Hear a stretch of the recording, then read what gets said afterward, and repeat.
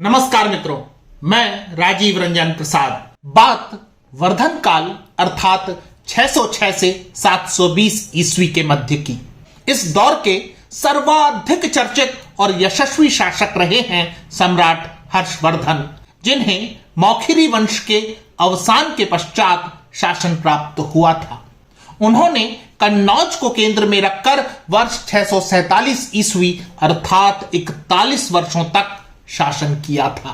हर्षवर्धन के व्यक्तित्व को एक योद्धा और विजेता के रूप में, कुशल प्रशासक के रूप में, विद्या उन्नायक और साहित्यानुरागी के रूप में, कला के संरक्षक और प्रोत्साहक के रूप में जाना जाता है। साथ ही उनकी धार्मिक प्रतिबद्धताओं पर अनेक विमर्श होते रहे हैं।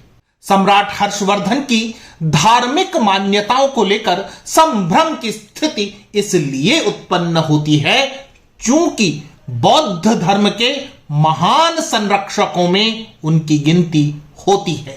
कन्नौज में उनके द्वारा बुलवाए गए सर्वधर्म सम्मेलन पर एक वीडियो मैंने प्रस्तुत किया था, जिसका लिंक डिस्क्रिप्शन बॉक्स में प्रदान कर रहा हूं। कन्नौज सम्मेलन में हर्षवर्धन ने बौद्ध चीनी यात्री ह्वेनसांग का न केवल सम्मान किया, अपितु इस समय तक अनेक शाखाओं में बट गए बौद्ध धर्म के प्रमुख घटक महायान संप्रदाय की सर्वश्रेष्ठता घोषित की।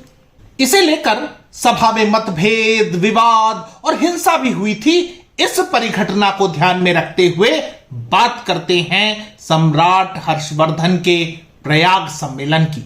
सम्राट हर्षवर्धन कुंभ के प्रति अगाध श्रद्धा रखते थे, अपितु पूर्ण कुंभ और अर्ध कुंभ के अवसरों पर उनका प्रयाग में रहना अनिवार्यता की तरह था। सम्राट हर्षवर्धन की धार्मिक आस्था उनके प्राप्त ताम्रलेखों, शिलालेखों व सिक्कों से भी परिलक्षित होती है। इन साक्ष्यों के अध्ययन से ज्ञात होता है कि सम्राट के पूर्वजों में से अनेक शिव उपासक तो कई सूर्य उपासक रहे हैं। स्वयं सम्राट हर्षवर्धन ने जो विरुद्ध धारण किए उसमें उल्लेखनीय है, परम माहेश्वर माहेश्वर इव स्तवानुकंपी परम भट्टारक महाराजाधिराज श्री हर्षः। यहां परम माहेश्वर शब्द से शैव मत की ओर झुकाव स्पष्ट परिलक्षित होता है। इतना ही नहीं, उनकी राजमुद्रा पर शिव वाहन नंदी की मूर्ति पाई गई है। शासक होने पर सम्राट हर्षवर्धन ने शीलादित्य की उपाधि धारण की, जो सूर्य के प्रति उनकी आस्था का द्योतक है। यही कारण है कि जहां कन्नौज का सर्वधर्म सम्मेलन सम्राट के बौद्ध धर्म के प्रति अगाध श्रद्धा और पक्षधरता का परिचायक है, वहीं प्रयाग के महामोक्ष परिषद पर जो उल्लेख ह्वेनसांग द्वारा अपनी यात्रा के वृतांत में किए गए हैं, वह इस शासक की आस्था मान्यता का दूसरा पक्ष प्रस्तुत करते हैं। ह्वेनसांग ने कुंभ के अवसर पर प्रयाग के उस महासम्मेलन का वर्णन किया है जिसमें स्वयं सम्राट हर्षवर्धन सम्मिलित हुए थे। रुचिकर है। ध्यान देने योग्य बात यह कि न केवल हर्षवर्धन अपितु कुंभ के अवसर पर यह सभी कन्नौज के पूर्ववर्ती शासकों की परिपाटी रही थी कि प्रयाग जाकर सिद्ध ऋषि महात्माओं के दर्शन और पूजन करें, निर्धनों और अनाथों को दान दें। हर्षवर्धन की यह 6वीं बार की प्रतिभागिता थी, जबकि वे महाकुंभ में सम्मिलित होने जा रहे थे। इस बार चीनी यात्री ह्वेनसांग भी उनके साथ थे। ह्वेनसांग लिखते हैं कि सम्राट के आग्रह पर वे महाकुंभ में सम्मिलित होने गए थे। उनके विवरणों के अनुसार तीर्थराज प्रयाग के एक विस्तृत परिक्षेत्र में यज्ञ मंडपों की रचना की गई थी। अपार जन समूह महाकुंभ के आयोजन में पहुंचा हुआ था। देश भर के महंत, ब्राह्मण, विद्वान, अनाथ आदि आमंत्रित थे। सबके ठहरने का और अन्य सुविधाओं का प्रबंध था। पूजन, चढ़ावा, दान आदि की सामग्रियों से सैकड़ों पर्ण कुटीर भरे हुए थे।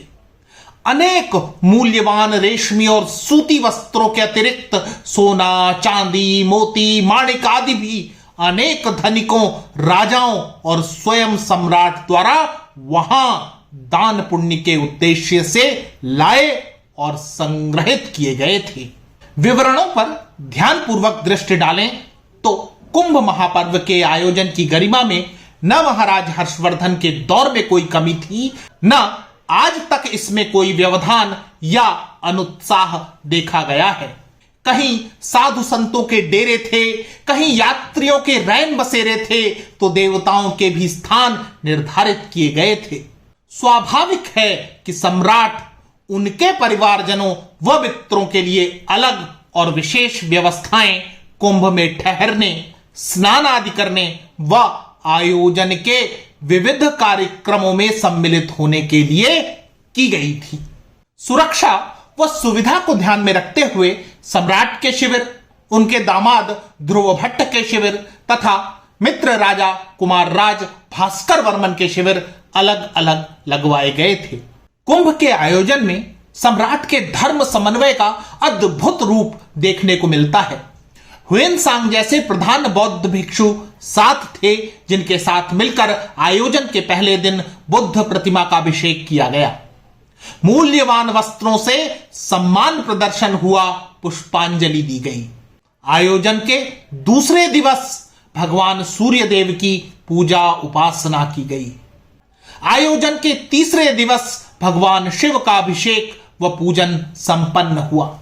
यज्ञ, पूजन आदि के उपरांत विपुल दान दक्षिणाओं का वितरण संतों, साधकों और जरूरतमंदों के मध्य किया गया।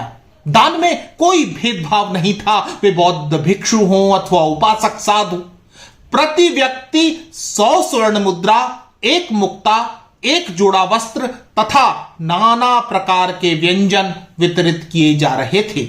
उल्लेखों के अनुसार सतत 1 माह तक प्रतिदिन दीन दुखी जनों को दान देने का सिलसिला चलता रहा। यह मात्रा इतनी अधिक थी कि वहां लाया गया राजकोष रिक्त हो गया। सम्राट के पास अब दान करने को कुछ न रहा, तो अपनी मुकुटमणि भी उन्होंने दान कर दी। शरीर पर धारण किए गए गहनों और मूल्यवान वस्त्रों का भी उन्होंने दान कर दिया। स्थिति यह हो गई कि स्वयं अपनी बहन राज्यश्री से पुराने वस्त्र लेकर धारण किए। राजा को रीते हाथ देख उनके साथ आए कुछ मांडलिक राजाओं ने दान पत्रों से राजसी चिन्हों को मोल लेकर पुनः सम्राट को भेंट कर दिया। हर्षवर्धन कुंभ के आयोजन से रीते हाथ ही राजधानी लौटना चाहते थे, अतः उन्हें जो भी भेंट प्राप्त होती उसे भी वे दान में देते रहे। स्मरण करें कि ऐसी दानशीलता के वृतांत अंगराज कर्ण के अतिरिक्त अन्य किसके लिए कहे या सुनाए जाते हैं। इस आयोजन की महत्ता इतिहास के दृष्टिगत इस वृतांत को जानने की आवश्यकता पर बात करते हैं, परंतु इससे पूर्व जिस हर्षकालीन महाकुंभ आयोजन से मैंने आपका परिचय कराया उसकी कुछ विशेषताओं को भी जान लेते हैं। जैसा कि सभी जानते हैं, महाकुंभ पर्व प्रत्येक 12 वर्ष की आवृत्ति पर आयोजित होता है, जबकि अर्धकुंभ प्रत्येक 6 वर्ष के अंतराल में। प्रयाग, हरिद्वार, उज्जैनी, नासिक आदि स्थानों पर इन महान अवसरों में बड़े बड़े मेले प्राचीन काल से ही लगते आ रहे हैं। यदि ज्योतिष की दृष्टि से देखा जाए तो पूर्ण कुंभ पर्व का विशेष महत्व है। जब बृहस्पति मेष राशि पर और सूर्य तथा चंद्रमा मकर राशि पर होते हैं, उस नक्षत्र योग में पूर्ण कुंभ लगता है।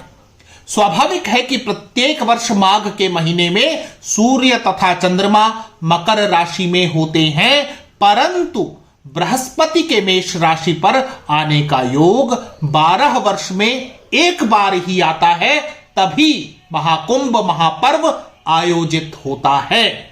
यही नहीं, अनेक ग्रहों, नक्षत्रों की स्थिति आदि के आधार पर भी कतिपय विशेष योग बनते हैं। ऐसे ही विशेष ग्रहों का वह संयोग हर्षकालीन उस महाकुंभ के अवसर पर बना था जो उसके बाद लगभग 1350 साल बाद वर्ष 1977 में बन सका। यह संपूर्ण घटनाक्रम हमारे सामने एक धर्म सहिष्णु शासक की छवि को प्रस्तुत करता है, जो विविध मान्यताओं को पूरी आस्था से प्रतिपादित करने में सहज है। उन्हें न बुद्ध से आपत्ति न शिव से बैर।